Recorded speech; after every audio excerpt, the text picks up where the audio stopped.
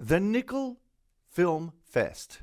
And once again, another event in this city that really turns heads and really builds more and more notoriety every year. One of the films that, well, there's so many films that people are looking forward to, but one that many are looking forward to is from Kenneth J Harvey. Ken Harvey is a wonderful Newfoundland author who actually just sort of changed ground, moved sides, and became a wonderful, wonderful filmmaker. He's made some great films. His most recent, that he's probably most proud of, is one about Mary Pratt. Mary Pratt. I mean, you're a real lucky guy. You got to sort of get to hang out with Christopher Pratt, and then you get to hang out with Mary Pratt. Like, that's not many people get the opportunity, not to meet them and have a cup of tea or meet them in a crowd, but to really sit down and get a chance to know them. What was it like? Well, I met Mary when I interviewed her for the Christopher Pratt film that was out last year, and when I was interviewing her, I really, took a huge liking to her. I hadn't known a lot about her, but she was such a wonderful, sweet and beautiful woman, and elegant, and but also a side of her that I didn't realize. She's a very irreverent sense of humor. She was. One of the things that really surprised me was before she agreed to be interviewed, she had me in for tea. I had to pass the tea test. So Ken, you can pass a tea test. I did this time anyway. So anyway, while we were talking, she talked about Mrs. Brown's Boys, which is a show I'd never heard of before. British, really. Yeah, it's really funny. Kind of. Yep. Yeah, fantastic. But not a show that I thought Mary would like. I mean, because I didn't know her at that point, other than just in the distance, and as this elegant, sweet, wonderful, beautiful woman. And it's surprising that she's a fan of irreverent humor.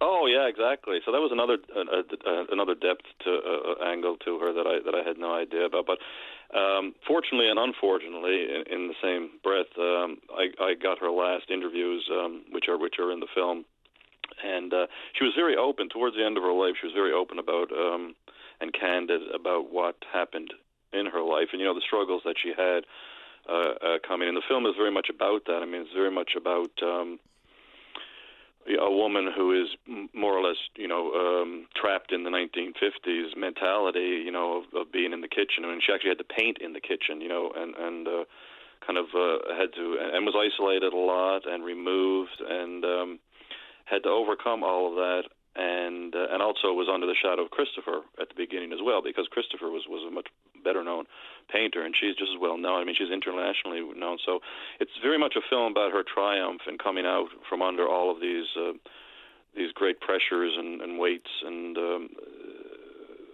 to succeed, against a great many odds. When I think about her art and Christopher's art, even though they were husband and wife, it's so much different. Yes, and they were so different personalities too. I mean, remarkably different. But I mean, if you look at, you're talking about Google, and if you Google Christopher Pratt's art, and all you see is blue. You look at images blue and lines. You Google Mary Pratt's and look at images, and it's all red and orange, and so very warm and very cold. The differences in those two palettes. Yeah, and he was just all about the line and the symmetry, where she was clinical. all about capturing what it actually looked like. Yeah, and the warmth in objects, and making the everyday object magical, and it's interesting. One of the turning points for me to do this film was I read in an article somewhere that a woman who was giving tours of one of Mary's exhibits to people, going around to in an exhibition in a gallery. She said she couldn't look at Mary's paintings. Sometimes she'd just look at them and burst into tears. And I was thinking, what kind of connection does somebody have for that? I mean, these objects, most people think of Mary Pratt's objects, and they're just objects. They're like, a salmon, or they're something. But bowl of capelin. Yeah, or just like fruit, or But if you look at these things are alive, and they throw the light back at you in a really living, incredible way. Yeah, well, when I think of Grant Boland probably studied Mary Pratt's art more than he studied Christopher's. I think so. I think Grant might have been a early student of Mary's, probably. That is totally making sense to me because it just I don't know, like there's painters are getting more and more, they're getting better at creating the realism of a photograph. Yeah, well, that's another thing that we discussed quite a bit in the film.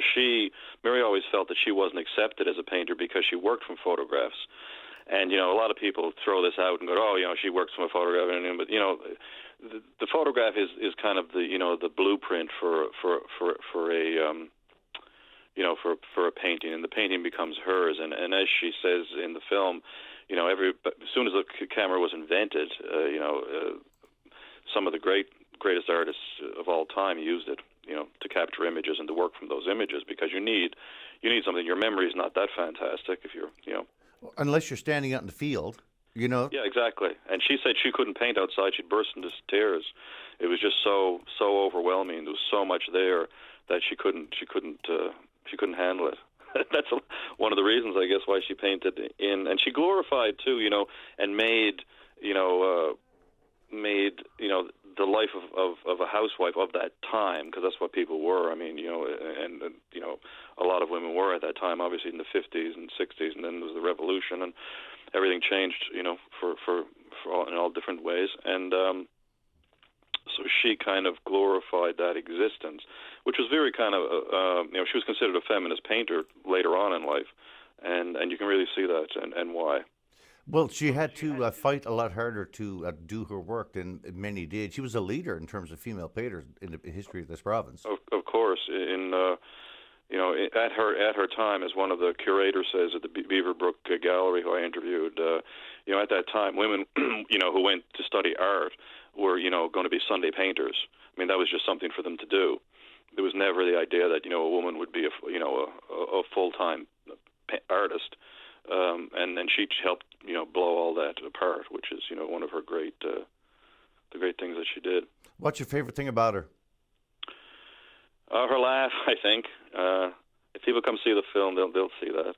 It was her laughter and, being candid and just she was everything. I mean, she had it all. I mean, she was gorgeous and she was, elegant. And we have footage. The family, thankfully, the estate gave us access to her father's and her father's family. So his footage and Super 8 from when Mary's and Christopher's children were young. So there's a lot of that really eloquent, poetic stuff in there. We were very fortunate to get that, and it's footage that nobody's ever seen before. Ken, you were a wonderful author who shifted into film, and you are, I don't know of many who's managed to shift into film so brilliantly, because you're really managing to tell a story on the screen now as opposed to on the page. Thanks, but I grew up, a lot of people don't realize that I was making films for the same time I started writing books, because my father trained at the National Film Board, seen his Father's Day, and he was a filmmaker. He was one of the first, he had the first film and video company in Newfoundland, Anchor Films, back in the 80s. So I was in an editing room cutting, helping him edit on a moviola, which is way, way, way back, with 16-millimeter film. So I did stray away from that. But, our culture is very cinematic as well, Darrell. We think in editing now. There's a very interesting story. I can't remember the filmmaker who actually invented editing, is a Russian, I believe, who actually put scenes together and went from one place outside into a house, and nobody had done that before, and we weren't trained mentally to do that.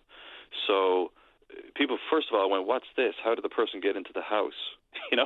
Like we've come so far in our minds from watching cinema and watching television that someone pulls up in a car, for instance, in front of a house. The next you cut to the person inside the house. Really, in the stream of things on a logical level, your mind should say, how did that person get in the house? But we live the life of editing by watching everything, and we've learned to make those jumps. Those are mental jumps, and we have become cinematic-minded in editing and the way we can watch things and make these leaps. So, I think we all do that all throughout our lives. I think anybody could make a film. I think anybody can write a book, really. I really do. We live those lives, and you just have to want to do it. And you cannot be a master cabinet maker unless you make cabinets every day. People are always innovating in film too, Ken. I watched this Dead Like Me, which I watched that series last night, and I saw a couple of scenes where they, how the pulling of focus usually is so slow. Yeah. And there yeah. was like this fast forward pulling of focus, and it was just like, yes, it's all about innovation, like Oh, it people is, are yeah. playing tricks. Now, Ken, you have often shot in black and white, and Right. you've often shot in with darker tones and colors, but Mary is bright and red. How did you approach this one? Well, what you do too, in a lot of cases, you choose. People don't realize this too, but for a project, you choose particular types of cameras because the cameras have different sensors in them and they have different palettes. Like for my Jerry Squires film, for instance, I shot on a Canon, because Canon sensors are really rich and warm and earthy. For the Christopher Pratt film, I shot on a Sony camera because it was, with a Zeiss lens, and Zeiss lenses are very, very sharp, and so because his art is so sharp and geometrical and blue, and this particular camera had more of a blue tone to its sensor, and so Mary's was again a warmer kind of thing, so you choose the camera for that. But people don't realize you pick your camera for your project, because you pick a palette and you light the person to reflect in art anyway, in the art films that I've done, to reflect their art as best as you can. It's all thematic. Everything is thematic throughout. You're smart enough to know don't fix it in post. So right, Well, you do a lot of that too. Believe me. I know, but Christopher Darlington. I mean, he's a genius. I mean, he's my partner in these films, and he's the greatest editor in Newfoundland right now. Shout out to him. So let's give us the details once again before we go to the break. Okay, yeah, so it's playing at the Nickel Film Festival. The Nickel starts tomorrow night, Monday night, which is opening night screening, which has a whole bunch of short films, which is fantastic, local and international, so check that out if you can. And then ours is playing on closing night, which is Saturday night at 7:30, and it's almost sold out, by the way. There's only 32 tickets left out of 190 seats. So if people want to get on, they can go onto the Nickel site, Nickel Film Festival site, and check out all the other films too, and get your tickets for those, and get your tickets for ours as well. 1 week, 40 films. Kenneth Harvey, it's a pleasure to talk to you as always. I'm watching your career, and I'll be poking you again for your next project. I hope you don't mind. Thank you, Darrell. I really appreciate it. Good talking to you. Happy Father's Day. Thanks, bud. Bye-bye. Bye-bye.